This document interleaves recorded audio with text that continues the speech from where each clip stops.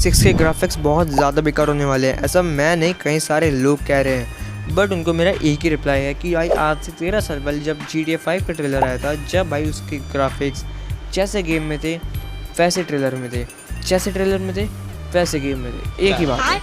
लेकिन सब जानता है GTA के बारे में कि जितने ज़्यादा मोड्स है GTA के अंदर एड्स होते हैं, उसकी भाई क्वालिटी उतनी ज़्यादा इन्हेंस होती है। और सेम टू सेम भाई चीज़ GTA 6 के साथ होगी, पक्का होगी। जैसे ग्राफिक्स भाई ट्रेलर में है, एग्जैक्ट ग्राफिक्स भाई हमें गेम प्ले के अंदर देखने को मिलेंगे।